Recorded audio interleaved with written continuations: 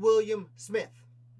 George William Smith was the governor of Virginia when the Richmond Theater fire broke out, and he would die in the fire. So when I said super high levels of Virginia society were at the theater when it caught fire and 72 people died, the sitting governor of Virginia dies in the fire on the precipice of the War of 1812. So let's talk a little bit about Smith's background. He was an extended member through his mother of the Lee family of Virginia. It counts, though it was like very far away from the Lees were more accustomed to the Richard Henrys and Francis Lightfoots and Light Horse Harrys of the war. But he does. His father was a member of the Continental Congress. Going to take a brief aside here. His father's name was Meriwether Smith, and we have Meriwether Lewis of Lewis and Clark fame. I thought Meriwether was a strange name. By chance this week, I ran into two people whose first name was Meriwether on top of Meriwether Lewis, and then another person whose last name was Meriwether. There was like a Meriwether Jones. I didn't put, I was researching an article. I didn't want to get too distracted, but just side note, there were a lot of Meriwethers in Virginia, more than I anticipated. More than there were Tenches, which if you've watched this channel for any length of time, you know I love the name Tench and was fairly common at the time. Anyway, George William Smith was a politician on the rise. His father was a Continental Congressman.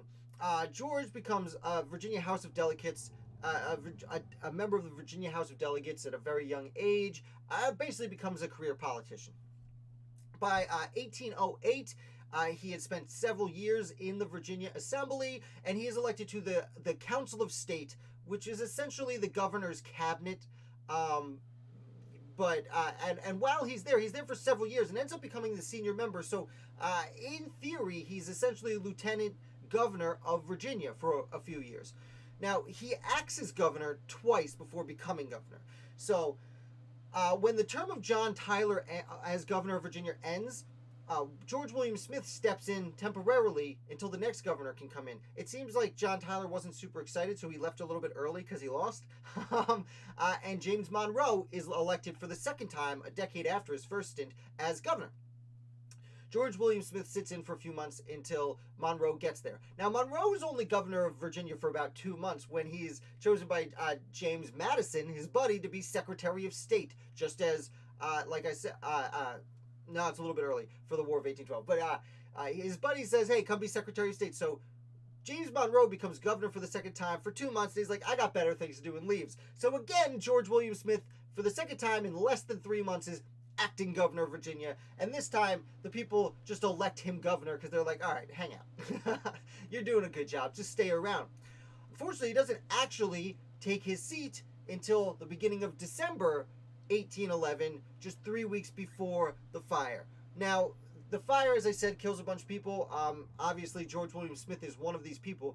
It is said, and this is hard to confirm, like many things with the fire is very hard to confirm, but it is said that George William Smith makes it out of the fire, but his son was still in there. So he actually goes back into the blaze, allegedly, as the story goes, to save his son, and neither of them make it out.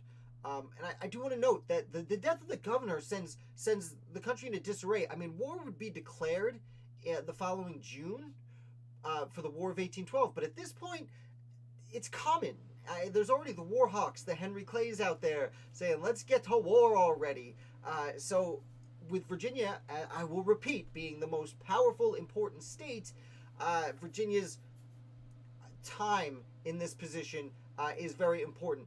And actually, we are going to talk about James Barber, who takes over as the next governor. But very quickly, the lieutenant governor, Edmund Pendleton, I believe Junior or Edmund something Pendleton, not the Edmund Pendleton who is more famous for his time in the Constitutional Convention, a nephew of his with the same name, takes over as acting governor and gets the legislature to very quickly have a special election and elect a new governor, James Barber, who we'll talk about briefly a little bit later.